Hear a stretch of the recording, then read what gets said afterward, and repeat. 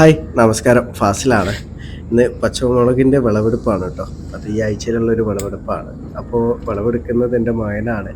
അപ്പോൾ നമ്മൾ കൃഷി ചെയ്യുമ്പോൾ ഞാനടക്കം പലരും കൃഷി ചെയ്യുമ്പോൾ മക്കളെ കൂടെ കൂട്ടും. അപ്പോൾ കൃഷിൻ്റെ ഓരോ കാര്യങ്ങൾ ചെയ്യുമ്പോഴൊക്കെ മക്കളെ സഹായത്തിനായിട്ട് ചെറിയ സഹായത്തിനാണെങ്കിൽ പോലും മക്കളെ കൂട്ടിക്കഴിഞ്ഞാൽ അതിൻ്റെ വിളവെടുക്കുന്നതും അവരെ കൊണ്ട് തന്നെ ചെയ്യിപ്പിക്കും.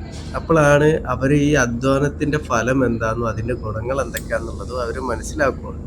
അപ്പോൾ മക്കളൊക്കെ ചെറുപ്രായത്തിൽ തന്നെ ഇതുവരെ കൃഷിയിലിങ്ങനെ ഇറങ്ങി വരുന്നത് നല്ലതാണ്. അപ്പോൾ മക്കൾക്ക് വിദ്യാഭ്യാസം കൊടുക്കുന്നതോട് കൂടി തന്നെ കൃഷീൻ്റെ കാര്യങ്ങളൊക്കെ പഠിപ്പിച്ച് സ്കൂളിൽ നിന്നൊക്കെ പഠിപ്പിച്ചു കൊടുക്കുന്നത് നല്ലതാണ്. കാരണം നമ്മളെ വീട്ടിൽ കൃഷി ചെയ്യുന്നവരാണെന്നുണ്ടെങ്കിലും അവരെന്തെങ്കിലുമൊക്കെ വർക്ക് ചെയ്യുമ്പോൾ അവരെ മക്കളെ കൂടെ കൂട്ടണം. അവരെ കൊണ്ടാവുന്ന ചെറിയ കാര്യങ്ങളൊക്കെ ചെയ്തു വരുമ്പോൾ അവർക്ക് കൃഷിയിലേക്ക് ഇൻട്രസ്റ്റ് കൂടും.